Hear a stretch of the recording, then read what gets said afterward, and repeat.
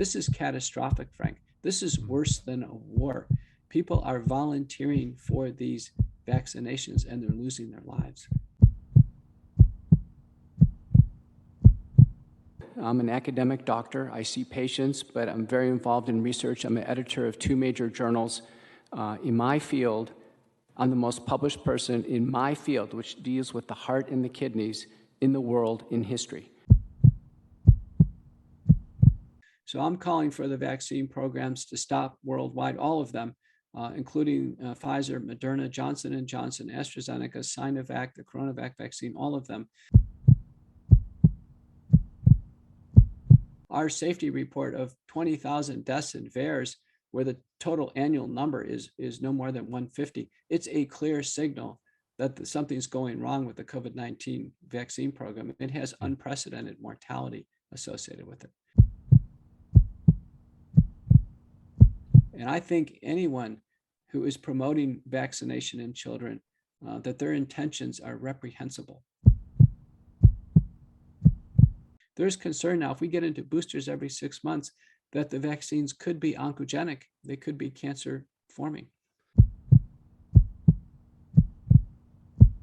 That's what every American, that's what every Irish person deserves. They deserve high quality treatment.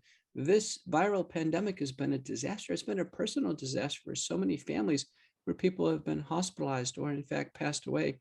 And so much of it really is preventable with high quality treatment. There is a failure of the vaccine in large numbers, and there's not a single failure of natural immunity. Dr. McCullough, if you just introduce yourself and give me your background and credentials, that'd be brilliant. Well, thanks for having me on the show, and it's certainly a pleasure to join the audience in Ireland. My family's originally from Ireland. You can probably tell by my last name. Okay. And I'm a board certified and practicing internist, cardiologist. I'm a trained epidemiologist. I'm in academic practice in Dallas, Texas. I spend about half my time in patient care like today, but half the time as an author, as an editor. I'm the president of the Cardiorenal Society of America, a major medical society. I'm the editor-in-chief of Cardiorenal Medicine, the senior associate editor of the American Journal of Cardiology, the former editor-in-chief of Cardiorenal Medicine. I have over 650 publications in the National Library of Medicine. These are peer-reviewed and vetted papers. That's in the top echelon of academic physicians in the world. I have 51 papers on COVID-19, the pandemic, including the 2 seminal papers teaching doctors how to treat COVID-19 early in 2020. I am a frequent contributor to all the major news services in the United States and many in the world. I've testified in the US Senate under oath concerning my analyses and understanding of the pandemic and the path forward in terms of pandemic response. And I've done likewise in multiple state and other houses of legislation in the United States. So many have considered me among the top experts in the world on COVID-19. And I'm very happy to give my fair, balanced analysis of where we are on your program today. Thank you. 85%. 85%. I want you to remember that number, 85%. We have over 500,000 deaths in the United States. The preventable fraction could have been as high as 85% if our pandemic response would have been laser focused on the problem, the sick patient right in front of us. We're focused over here and focused over there and focused on masks and what have you. Laser focused, sick patient, treat them. We lost focus on the most fundamental thing. That's my testimony. Yeah. I suppose I wanted to approach this time that we have together from the perspective of trying to, in some way, bring the sanity back into the doctor-patient relationship. I think somehow in this last 20 months, it has been doctor, or it has been state and patient, as opposed to doctor and patient, and almost the doctor from, I'm talking on a broad way, the doctor is just implementing a state strategy. And the individual has been lost in the idea of a collective. And that collective has not necessarily been served. But I suppose that's where my kind of opening gambit.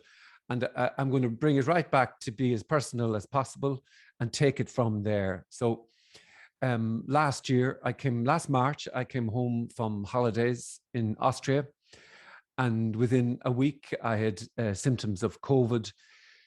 And within 8 days, I kind of experienced a bit of breathlessness, maybe 8 to 10 days. I can't be specific, but and at the time, obviously, it was wall-to-wall media, wall-to-wall stay at home, wall-to-wall fear. And this is the worst thing that has hit the earth in a long, long time. And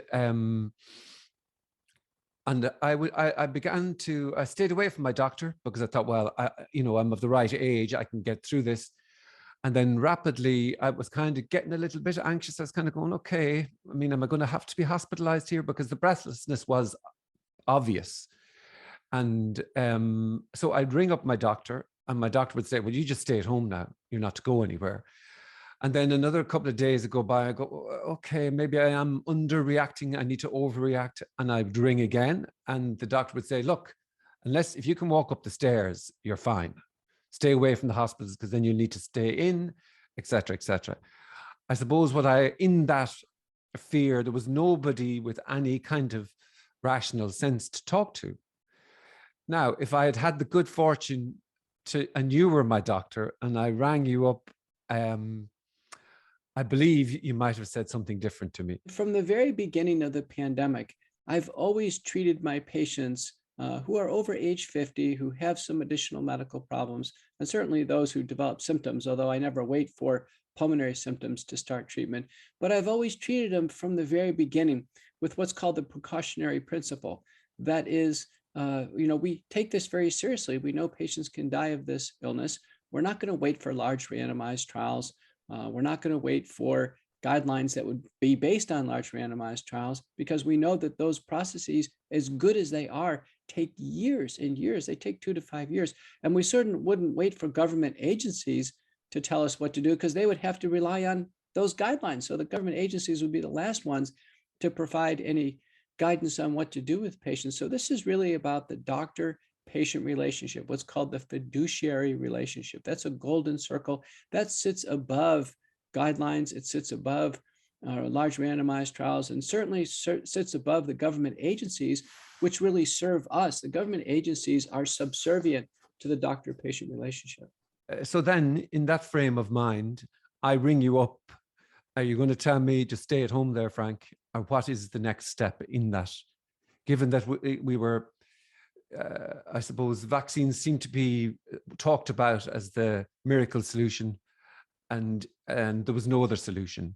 But that wasn't the case. In the US, there was people like you and people like Dr. Pierre Corey who were shouting to say, look, we have ways of treating this. I can I just assume by looking at you, let's say you're over age 50 and you have at least one medical problem, and it can be anything from high blood pressure to diabetes, heart or lung disease, kidney disease, obesity. It looks like you don't have that. But let me just say that an individual like you would call me on day one. What we do is the first thing, the state of the art right now, is we start oral and nasal viral cytotherapy. Once the virus lands in the nose, there's about 3 to 5 days of an incubation period. So there's a chance to actually neutralize the virus before symptoms emerge. The nasal spray or wash and oral gargle, the lead solution is called betadine, also known as povidone iodine. It's available over the counter and certainly over Amazon and other internet ordering services as a 10% solution. So we dilute it down to 1%. That would be about 2 teaspoons and 6 ounces of water. And then you'd actually spray that up into your nose, sniff it back, and then spit it out using a spray bottle or a bulb syringe, and then gargle with it. And in the setting of acute COVID-19, we follow the randomized trial by Chowdhury and colleagues that was published earlier this year. That shortens the duration of PCR positivity dramatically to just down to a few days. And dramatically, I mean by over 75%, reduces the chances of progression of symptoms, including the need for hospitalization, oxygenation, and death. It's a dramatic improvement. We would start within the nose. And I bet you had symptoms for days in the nose and nothing was done directly to address the ascending viral replication that was happening in your nose. Well, nothing was done. So not even a little anything, nothing was done. It was stay at home.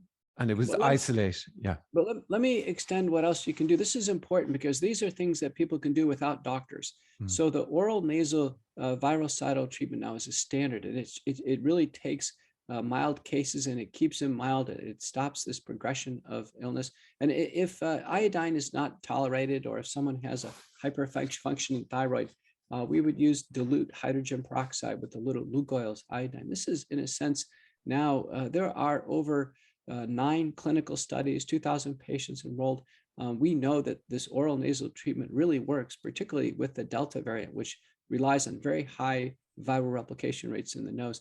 Then after that, we would start a baseline level of nutraceuticals. Not that they're curative, but they help. And again, they're over the counter. Every person in Ireland can have a little toolkit, in a survival kit, if you will. So the first item is povidone iodine. It's about $7 on Amazon. $7 US. The next thing in the kit would be zinc, 50 milligrams of elemental zinc. Vitamin D3, 5,000 international units. We take this at baseline. In the setting of acute treatment, we increase that to 20,000 units a day, at least for 5 days. Vitamin C, 3,000 milligrams, and then a polyphenol supplement called quercetin or quercetin, 500 milligrams a day baseline, and then twice a day in acute treatment. And then we add one over-the-counter antihistamine and antacid medicine called famotidine. Famotidine, in the United States, is under the brand name of Pepcid. And that basically constitutes the baseline survival kit that everyone should have in their house who are still susceptible to COVID-19. It costs just a few dollars, no doctor required. So if all those things are started, then you're actually in good shape. In your case, potentially it could have been kept to a bare minimum. Now, in the United States, because we have the most cases per million population in the world and the most deaths per million population in the world, we tend to be conservative. And so we actually have patients get monoclonal antibody infusions. So in the United States, we have some high-tech products that were delivered through our Operation Warp Speed, our response to the pandemic. And so that includes 3 products now, one by Lilly, Regeneron, and GlaxoSmithKline. So of those 3, the one that has the best outcomes data is the GlaxoSmithKline product called Sotorivimab. Now, if we give monoclonal antibodies, we skip the next sequence of drugs, and we go ahead and treat patients with inhaled budesonide that would have helped your lungs. We use oral colchicine for 30 days, oral aspirin for 90 days. If on day 5 or you have pulmonary symptoms, which you did, we would have started oral prednisone, which is a steroid, prednisolone. And then lastly, for very high-risk patients, let's say you were immobile, obese, you were in a wheelchair, something like that at baseline, we would have used blood thinners like injectable low molecular heparin or oral anticoagulants. What I've described for you is what's called sequenced multi-drug therapy for outpatient COVID-19. This is associated even with the earliest protocols with an 85% reduction in hospitalization and death. We think we can achieve now probably at least 95% protection against hospitalization and death. That's far better than anything we've seen in any other aspect of COVID-19. It does take effort, but we've mobilized an entire league of doctors in the United States, 4 national telemedicine services, 15 regional services. And these doctors, in a sense, have moved far beyond what the government bodies have offered. The government bodies have officially offered nothing for outpatients. And we have made the observation that when patients come into the hospital, it's far too late for treatment. And even in the recent paper by 1040 and colleagues published in JAMA from the IV network, for those who were vaccinated and who became ill with COVID-19, the mortality was between 6 and 7%. And for those unvaccinated, the mortality was between 8 and 9%. And those are, those are high numbers. This typical mortality for a heart attack in the United States nowadays is 2%. Now, sadly, if patients progress to the intensive care unit and need that level of care from the COVIDnet network, and also a recent randomized trial called the Steroid 2 trial, we know that the 28-day mortality of those individuals, no matter what care they receive, is over 30%. And that's unacceptably high. So the precautionary principle says it's a mass casualty event. We rely on signals of benefit, acceptable safety. I brought that forward to the world in 2 seminal papers last year in the American Journal of Medicine and Reviews in Cardiovascular Medicine. Those are the most widely downloaded and utilized papers in all of outpatient treatment for COVID-19. Dr. Pierre Corey and Paul Merrick led the Frontline Critical Care Consortium. They have their own protocols that they've arrived at independently. Dr. Didier Rialt arrived at his own protocols independently. Dr. Sankaret Chetty in South Africa, also his independent protocols. And I want the world to know it's reassuring that people working separately and independently came up with the same conclusions, little different blend of medications, but treating the same principles. We treat to reduce viral replication, then we treat the inflammation, what's called cytokine storm. And lastly, we always handle the blood clotting feature of the illness with anticoagulants, antiplatelet drugs. See, what's dramatic about everything you've said there is the equivalent in my country in terms of before you get very, very sick is zero. Zero. Even something as something like vitamin D is, even just for your own well-being, was totally, there's everything and anything was squashed.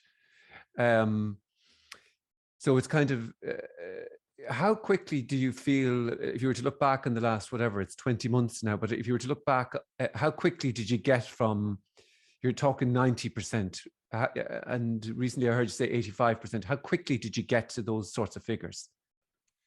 I testified in the US Senate under oath in November 19th of 2020. I felt at that time we could have saved 50% of the lives with an early treatment program. I saved as many as I could, and doctors in my circles did the best they possibly could, really heroic efforts. We had doctors treating thousands of patients in the United States, really against all kinds of resistance. And then in the Texas Senate by March 10th of 2021, under oath, I testified that 85% of lives could be saved. We now have Senate testimony scheduled in January of 2022. And I'm prepared to tell America, I think we now are at 95% of lives could have been saved of those that are lost today with early treatment. Our treatments are too good now. And they include our emergency use authorized monoclonal antibodies, but also our intelligent use of over-the-counter supplements and medications, and then oral prescription medications. We have two more to add, by the way. We're going to have a new product from Pfizer. It's a combination of two drugs that inhibit proteases, and then a new one from Merck, a drug that inhibits the polymerase. You know, outside the United States, there is a polymerase inhibitor used in Japan and Russia and states in India. It's called Favipiravir. So what I want people in Ireland to understand is there's a ton of worldwide collaboration. This is a potentially fatal illness. Of course, it needs treatment early. All potentially fatal infections in high-risk patients need treatment early to stop the progression of disease. Do you know in your case, Frank, as you described it, you were probably contagious for 2 weeks straight. Everybody you could have come in contact with, you contaminated. And with early treatment, you would have been had a truncated period of time in which you were infectious. It would have been reduced to about 3 to 4 days. In 3 to 4 days, that meant you could have completed a period of lockdown and quarantine for a very brief period of time. You wouldn't have spread the virus anywhere. And, you know, recently I was on a podcast show in the United States, Joe Rogan. And it turns out that Joe Rogan is one of the more popular podcasters anywhere in the world. And millions and millions of people learned to listen to that message. And Joe Rogan, he received what he received basically was now copyrighted, called the McCullough protocol. What I described, I said, Joe, you didn't realize it, but you received the McCullough protocol and you were better in 3 to 4 days. That's what every American, that's what every Irish person deserves. They deserve high quality treatment. This viral pandemic has been a disaster. It's been a personal disaster for so many families where people have been hospitalized or in fact passed away. And so much of it really is preventable with high quality treatment. And that's the, it has just been absent. And there's almost now, which I will get to in a while, but this absence of the doctor-patient relationship has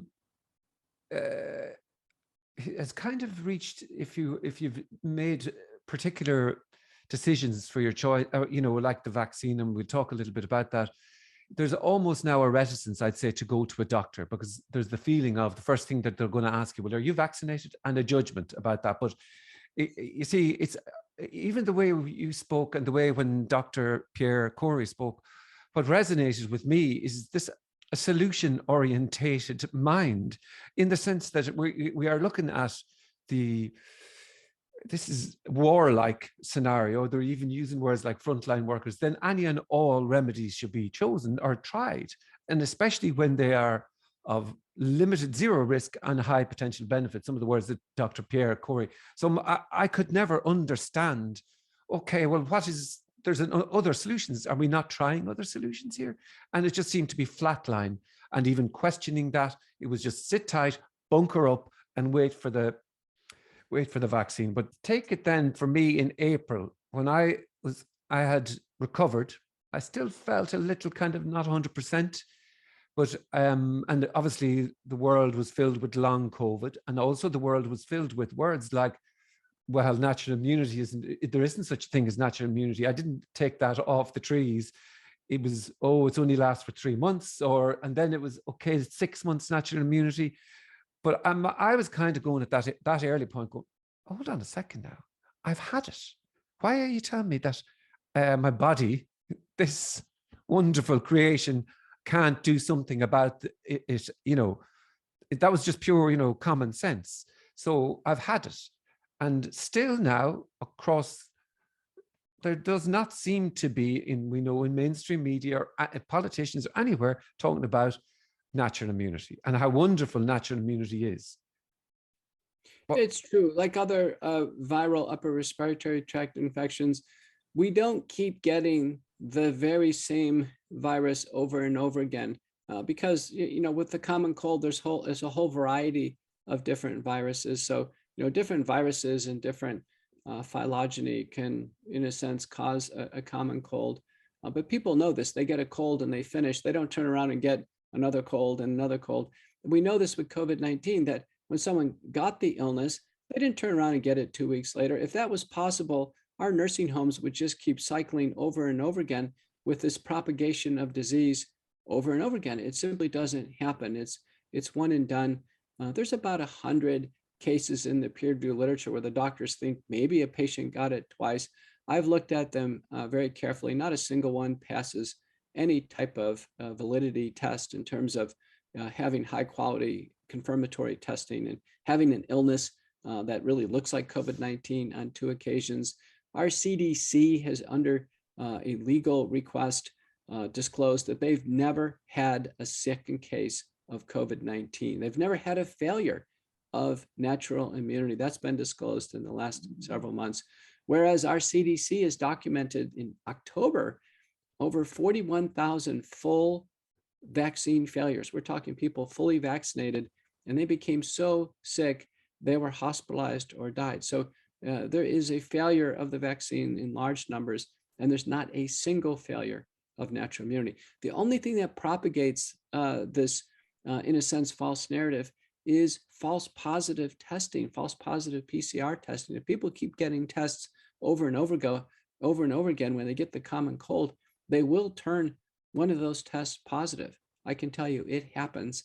And that's not COVID-19 again. People should understand that those are false positive tests. And once somebody's had the test, Frank, what I tell them is never get once you've had the illness, never get another COVID test in the future. You're just, in a sense, risking a false positive result. There's also, I think it's brownstone.org. They have 140 papers on natural immunity. It's there. But if I want to fully participate in society, the society is saying, or the state is saying, I should get vaccinated. What would have been your advice to me in that instance? The vaccine manufacturers and the regulatory agencies would agree with you that you don't need a vaccine. And you know that because people like you were excluded from the clinical trials.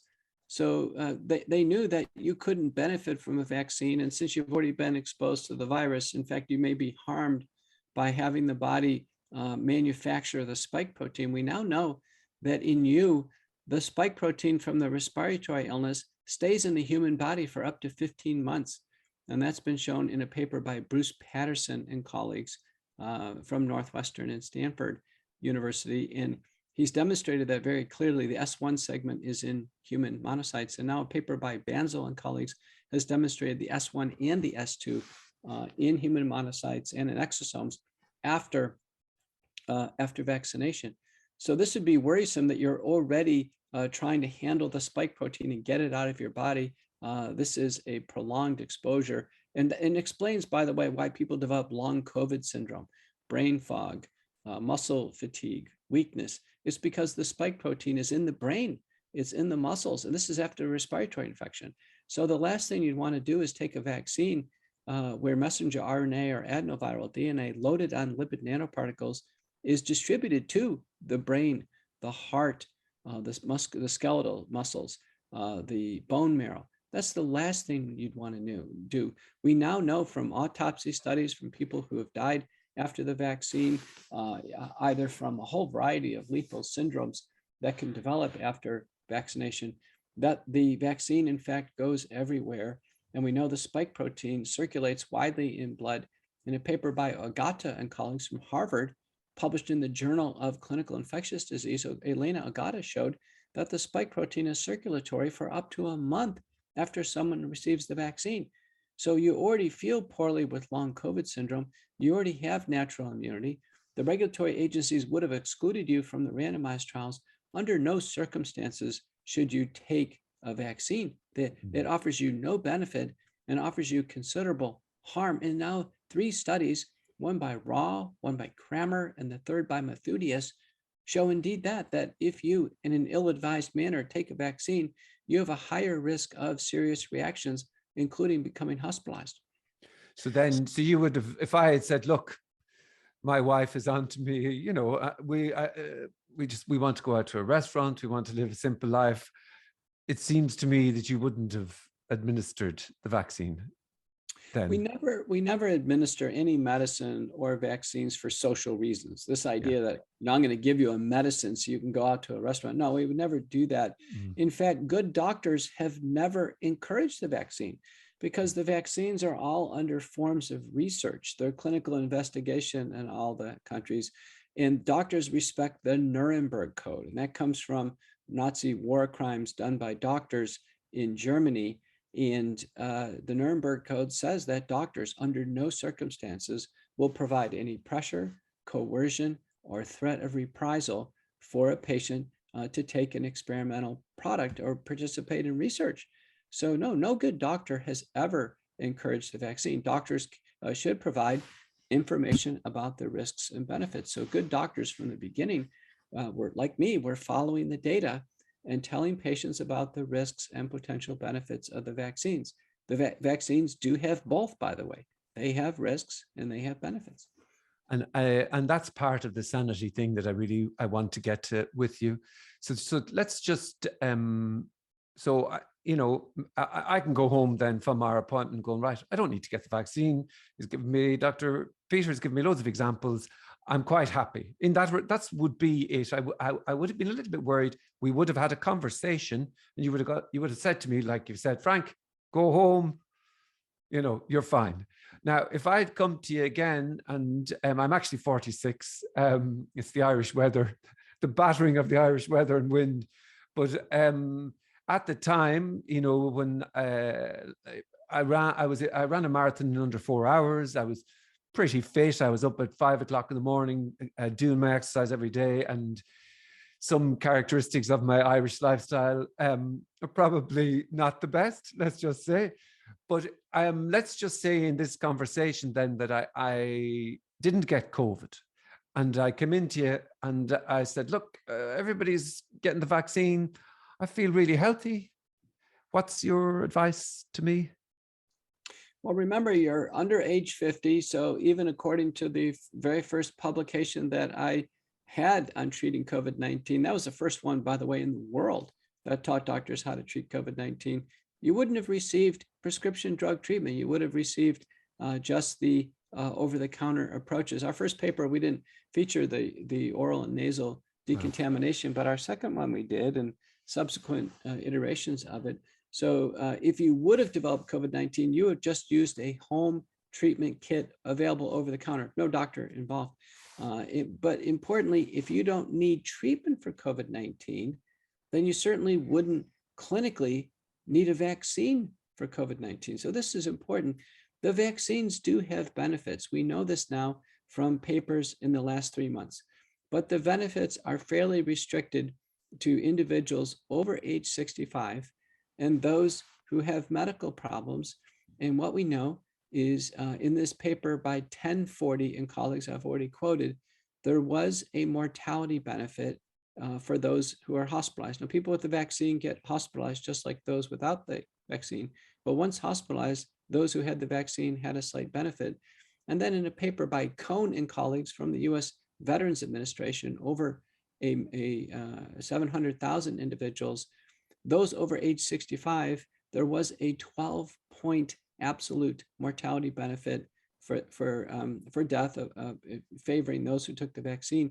But under age 65, there was only a 1% absolute mortality benefit. And then the protection from contracting COVID-19. I'm going to get you to say that again. You just you broke up very briefly. It's a 1%. So in the paper by Cohn and colleagues from the VA, those under 65, it was only a 1% absolute mortality benefit for those who selected the vaccine. And then in September, coverage protection against respiratory illness dropped dramatically in September for Moderna, which dropped below 70%, Pfizer, which dropped below 50%, and then Johnson & Johnson, which dropped below 20%. That would be the same as AstraZeneca in your country. And in September, something happened is most people got to 6-month anniversary date from their vaccination. And also we had a full shading in of the Delta variant, which is now 99% of all COVID-19 across the world. We knew from a paper closer to you from Nordstrom and colleagues from Sweden, 1.6 million pairs of people, half vaccinated, half not vaccinated, that there was protection by Pfizer and Moderna against COVID-19, the respiratory illness, immediately after vaccination. By the way, the protection was over 90%, but it faded to 23% with Pfizer, and I believe just under 70% with Moderna.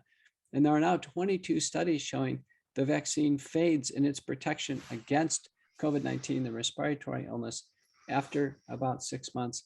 Importantly, we've had data weigh in now.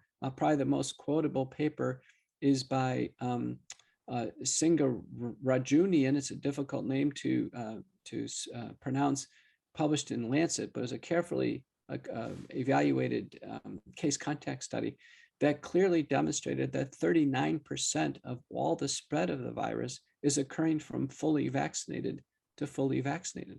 We knew in a paper by Chow and colleagues where people are locked down, in a lockdown situation, Ho Chi Minh City, in a dormitory for healthcare workers, that they literally study them and they watch them pass the virus from one fully vaccinated person to another fully vaccinated person with the AstraZeneca virus. We have a paper by Hetamaki and colleagues from Finland showing in a healthcare setting that, in fact, fully vaccinated healthcare workers gave infection to unvaccinated nursing home patients.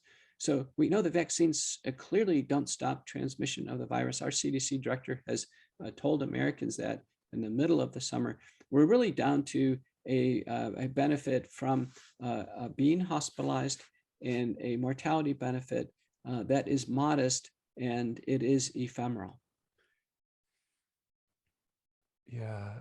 And I suppose I want to kind of hammer home what you've said there, in the sense of this, in terms of the mass movement of it, I think was sold on that the individual could help the collective.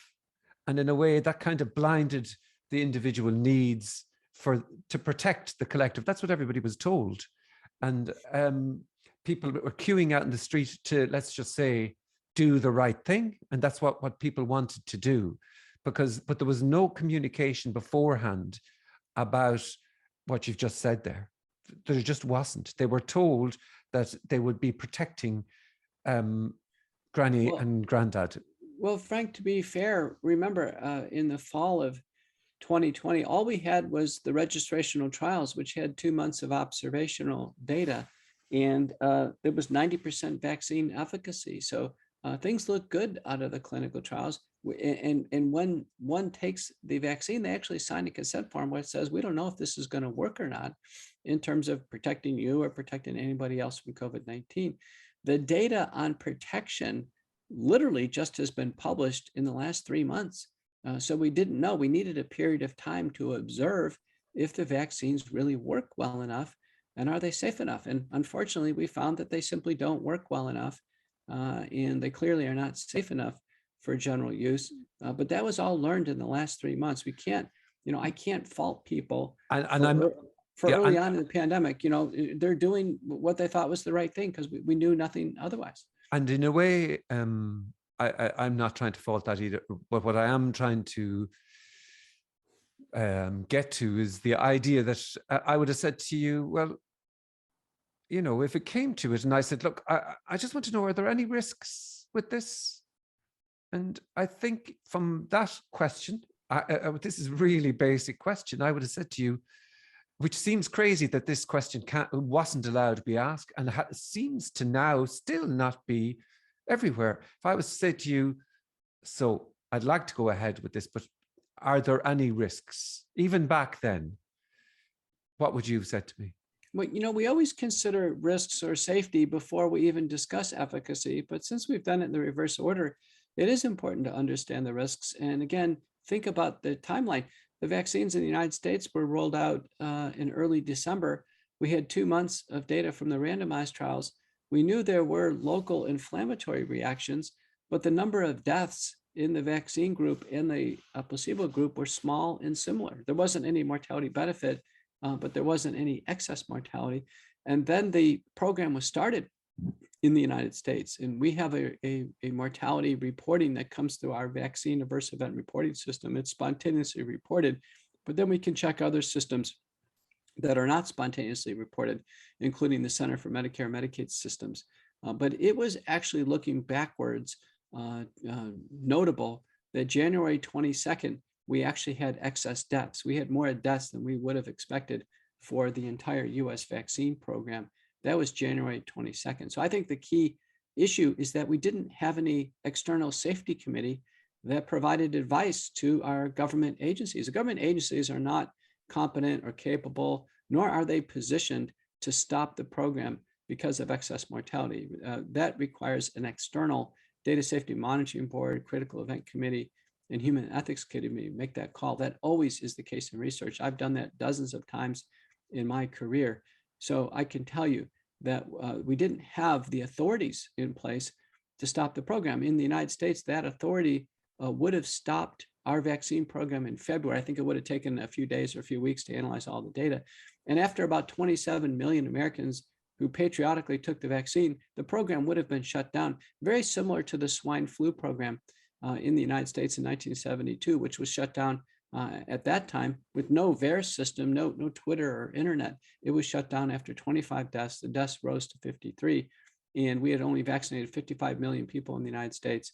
With COVID-19, it would have been shut down in the United States in February after 182 deaths and 27 million people vaccinated. Then there would have been an apology issued in 1976. People would receive compensation for death and injury. But here in the United States, without having a data safety monitoring board, the program rolled on. And so by March, a small laboratory in France, investigators were valuing the data. They put out a warning saying, listen, shut down the program. People are dying. And this does not look good. By May, Bruno and colleagues, 57 authors, 17 countries, published a paper and distributed everywhere to all the authorities saying, mass vaccination program is not going well. We have serious questions. If we can't get safety boards in place, we need to stop the program. And then the evidence-based consulting group led by Dr. Tess Lowry by June did basically a report to the MHRA in the UK, analyzing the data, the yellow card system. So not relying on the US system at all, but using the yellow card system, found the same thing, excess mortality. And the message to the MHRA is shut down the program, that the vaccines aren't safe for human use. And this was based on what happened in the spring is there was an independent analysis of the data by McLachlan and colleagues from Queen's University in England that, through data through April, found that that about half of the deaths occur within 48 hours of the vaccine, about 80% within a week, that when the vignettes are independently analyzed and coded, that 86% of the time there's no other explanation outside the vaccine as the proximate cause of death. We had a nursing home study from Scandinavia where there was 100 deaths after the vaccine. Independent review found about 40% of the deaths were attributable to the vaccine. So these are large fractions. And what we found out from the McLachlan paper is, sadly, those individuals who are dying of the vaccine, that those are seniors, those who are most vulnerable to the respiratory infection altogether. So by the same mechanism, the spike protein in the respiratory infection, in a sense, is the fatal component of the virus. By giving the vaccine, we're causing the body to produce an uncontrolled quantity and for an uncontrolled duration of the dangerous spike protein, the same spike protein that was altered in the lab in Wuhan, China. We're now, in a sense, giving that back to people voluntarily through the vaccine program. And that run of the spike protein in the body, which can last probably a month or more, in some people is simply not tolerated, particularly the vulnerable and elderly. It is lethal. Everything you said there is just simply the word risk. I was at a march on the street and people were shouting from the, they were basically saying, where there is risk, there must be choice. And is it correct to say that in Japan, you see, you have to be careful what you read on the internet, but in Japan, they're now putting warning labels on the vaccines? Is that? Sure. Well, we've had warning, the vaccines had warning labels initially for blood clots in the brain in the United States for Johnson & Johnson. And later on, Johnson & Johnson had extension for a neurologic complication called Guillain-Barré syndrome, which is ascending paralysis. Separately, Pfizer and Moderna had official FDA warnings put on it for heart inflammation. And the warnings essentially tell people don't take the vaccine because of heart inflammation or myocarditis, which can be fatal. In fact, there are now fatal cases. The Koreans have reported a clear-cut case of fatal myocarditis. And that was only with 200 cases in June in the United States. And despite those warnings, parents still had younger people had their children get vaccinated. Now we have over 16,000 cases of heart damage due to the vaccine. And we now know in a paper by Rose and myself from the VAERS system, published in Current Problems of Cardiology, that this risk for heart inflammation extends to people up to your age, people up to age 50, and men. 90% of the victims of the heart damage due to the vaccine are men. Yeah, and I did a podcast with Dr. Jessica Rose on the paper that was removed without explanation. But we won't go down that road for the moment. So I have 3 children. When I got sick with COVID, I thought my instinct was, all the advice was go lock up in the room. My instinct was, no, I'm just going to hug my kids, because if anything does happen on the off chance, I'll have wanted to have hugged my kids. And so they're wrong. That's just a paternal instinct. And I think after a week, maybe they've got a headache. They got a little bit. My wife got sick, but interestingly, she is on antihistamines, and she didn't get as sick as I. But she joked that I was the male, so I was always going to feel a little bit worse. But so here we are now. I have a 15-year-old, a 14-year-old, and a 10-year-old, and in Ireland, they have brought in vaccines for the 5 to 11-year-olds, right? And so that's my little daughter, Faye, we're talking about. We won't talk about my boys. They haven't been vaccinated either. But at this moment in time, they're bringing it in for the very young. Now, again, I would ring you up, having the privilege to have such a good doctor. And I'd say, look, my instinct is to, under no circumstances, to get my beautiful daughter with her wonderful immune system and her growing biological body There's no way I want to get it done. But if you say to me, because I trust you, I probably will think twice about it. What's your view on kids and vaccines? The best path for children to stay healthy is to stay away from the vaccines. And this is what we know is in our FDA meetings on deliberating on pediatric vaccination in September and October, there was general agreement in the meeting minutes that 40% of children like yours had already had COVID-19 through May. And now we've had the Delta outbreak over the summer. My estimates are 80% of children have already had COVID-19. They already have natural immunity, which is robust, complete, and durable. They can't get it again. They can't spread it again. Our CDC tells America that you can't get it a second time. You can't spread it. So that's wonderful for 80% of the children.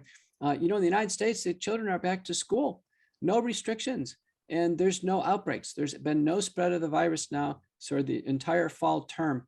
So we know it's over with for children. This is wonderful news. There are data suggesting that school teachers have the safest of all the professions. There hasn't been a documented case where a student actually transmitted the virus to a teacher. So the schools are safe. They're safe havens for the virus. We know the kids are perfectly fine.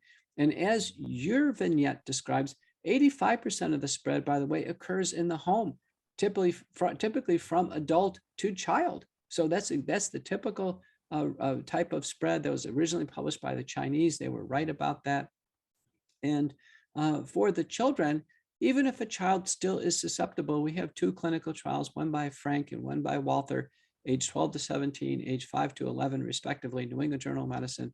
4,500 kids together were randomized to the Pfizer vaccine versus placebo. In 12 to 17, by the way, Pfizer dose is unchanged from the adult dose, is 30 micrograms per shot, 2 shots.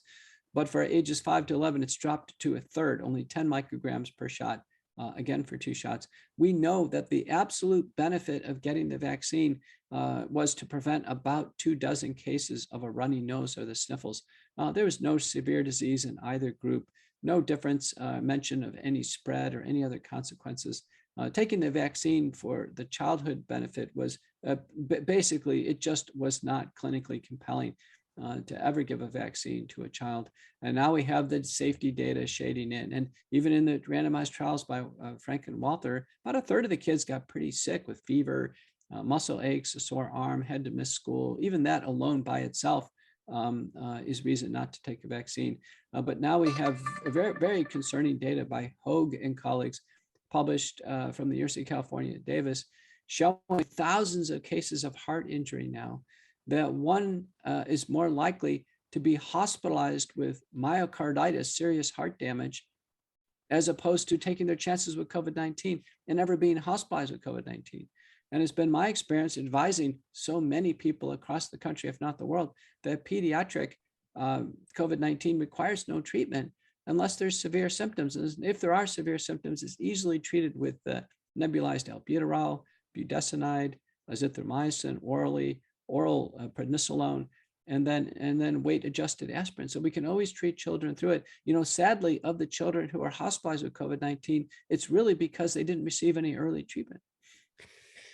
Yeah, and in Ireland, in the last 6 weeks, they've suddenly brought in masks for that younger age group into the classrooms, and there seems to be a mass movement towards vaccinating children in the media, and there's the implication that it's coming, they're giving it to granny and granddad.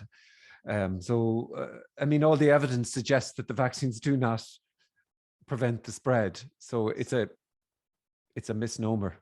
I wanted to say something, though, about the ethical and moral underpinnings of what you said. The idea is that so somehow the grandparents aren't put at risk. Effectively, that's using our children as human shields. And I can tell you, my reaction to that is I think that's unethical, it's immoral, and from a civil perspective, it's illegal. We can never put our children at harm's way in order to basically make them a human shield for others. And I think anyone who is promoting vaccination in children, that their intentions are reprehensible. Yeah, I agree utterly. Okay, I'm going to just I'm guessing I might have 6 minutes more of your time. I'm hoping, so I'm going to try and I have a couple of friends that are double vaccinated, but wondering about the booster. They're healthy enough people below 50. Again, I'm guessing that your advice would be that there's no need for them to get a vaccine. Well, remember, the original vaccines were all keyed against the wild type spike protein with just a few modifications. Moderna has a few modifications from Pfizer, for instance. Moderna, by the way, has the best performance from the vaccines, 100 micrograms of messenger RNA. So if one was going to take a vaccine and looked at the differential efficacy data, I imagine Moderna would be selected. But having said that, the vaccine efficacy in all the studies now, it's clear, has waned considerably against Delta.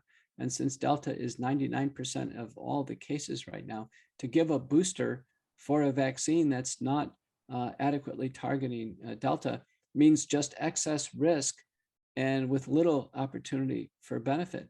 There are no convincing randomized clinical trials at all of giving a booster and providing protection against the Delta variant. We really demand randomized trial data. We know the vaccine manufacturers and the governments have all the resources available. We've been in the thick of the Delta variant now for the entire summer, and there hasn't been a convincing randomized trial. So I would anticipate the boosters would largely be even more risk and less benefit. And now one is going to get into a vicious cycle of accumulation of the spike protein. We know that the spike protein with each injection is probably in the body for over a year. Data from Bruce Patterson revealed on my radio show, the McCullough Report, America Out Loud Talk Radio, made that clear that those who are accepting the vaccines are accumulating the S1 and the S2 segment of the spike protein in their body for months, if not years, after vaccination. And there's great concern in people in my circles that, in fact, this is going to lead to chronic disease. I think 1 or 2 shots and no booster, I think people have a chance of clearing out the spike protein, just like you had the respiratory illness, you'll clear out the spike protein. But if we reintroduce another loading of the body with the Wuhan spike protein, that protein that was altered and devised in the lab in China, if we basically load the body with that on an every 6-month interval, I'm greatly concerned about the promotion of chronic disease, neurologic, cardiac, hematologic, immunologic, and there now are concerns based on interaction between the S2 segment of the spike protein and 2 cancer genes, P53 and BRCA, or the BRCA gene. There's concern now, if we get into boosters every 6 months, that the vaccines could be oncogenic. They could be cancer forming. People with autoimmune disease, is there any implications with the vaccine and autoimmune disease? Any underlying disease along the vaccine injury syndrome lists of diseases are at enhanced risk. So autoimmune would be at enhanced risk for what's called multi-system inflammatory disorder. It's now known people with blood clotting abnormalities are more likely to get serious blood clots with the vaccines, which it can be a fatal risk. Those with underlying heart problems who already have heart damage, and then they sustain more heart damage with the vaccines, could end up with heart failure or cardiac death. Those with neurologic syndromes, and then they sustain neurologic injury, let's say someone with multiple sclerosis or Parkinson's, or someone who has had a prior stroke, and then they suffer an additional stroke related to the vaccine. You can just see how the vaccines compound various types of medical problems that exist. And one of the observations is in the randomized trials, they recruited ostensibly healthy populations. I remember in J&J trial, for instance, 60% of people had no medical problems. Well, I'm about ready to go to the hospital, Frank, and everyone I see has medical problems. So that means everyone in my practice is at an enhanced risk for a vaccine injury syndrome. Sadly, some of those are fatal. Okay. I have one more specific question. There's a Dr. John Campbell in the UK, I think. He was wondering about aspirating the injection when vaccination. One suggestion is that this isn't being done and is leading to the spike protein hitting a vein and moving around the body. Do you know anything about that? Does that mean anything to you? Well, good clinical practice is one should always aspirate the syringe, make sure they're not in a blood vessel before they inject forward. But we know these lipid nanoparticles now, there's been enough studies and to show that they really get widely distributed everywhere. I think they're taken up into the capillary system and the deltoid pretty quickly. Ogata and colleagues showed measurable circulating spike protein within an hour. The autopsy studies from Germany and Austria show the spike protein generation is in the brain, heart, it's in the bone marrow.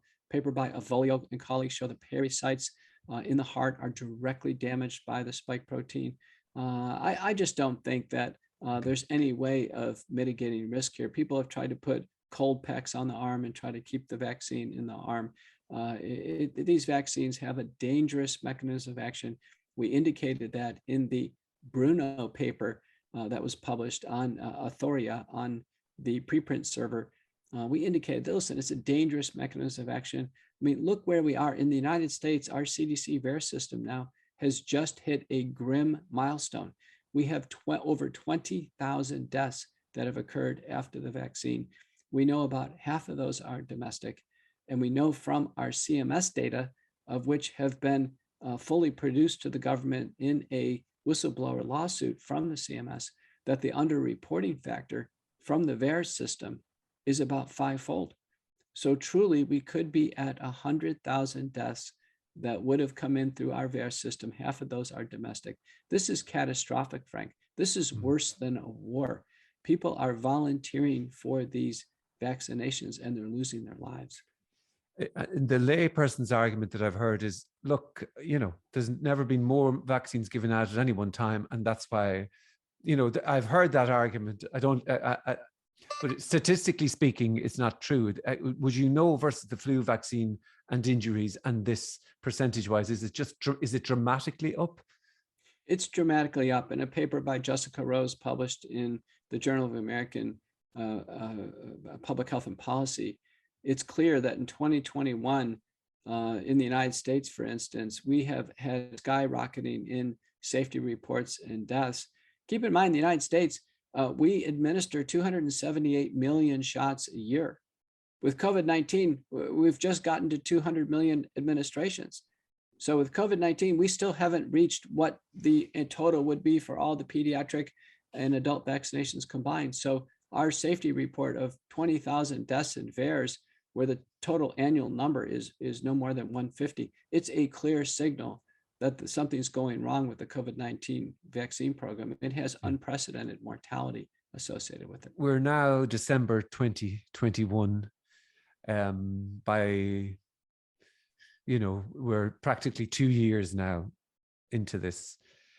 What would you wish for right now? If you were in, let's just say, Dr. Fauci's position, what is the first thing that you would do?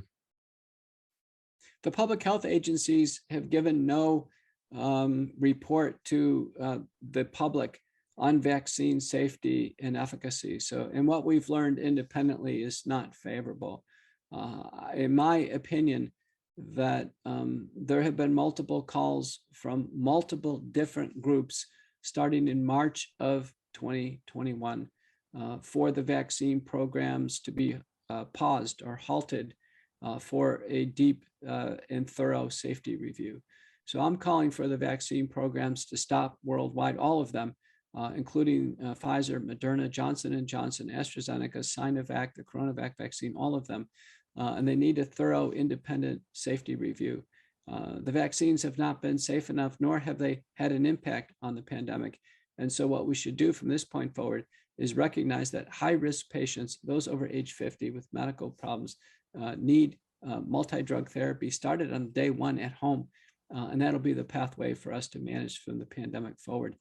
That pathway that I've outlined, I'm convinced will be far superior than the continuation of giving the vaccines which are not sufficiently safe or effective, and the continued activities by government agencies to suppress early treatment to individuals and make it difficult for doctors to manage patients. All those activities should cease and desist immediately, and government should do an about face and fully support doctors in using all of the tools available to them to treat patients early to avoid hospitalization and death. The governments can actually get themselves back on track, but it has to basically be in lockstep with doctors exerting their best judgment in taking care of patients in the midst of this crisis. Dr. Peter McCullough, I'd like to thank you very much for your time today. I know you haven't got much sleep and you're not getting much sleep, and I wish you all the best in every endeavor.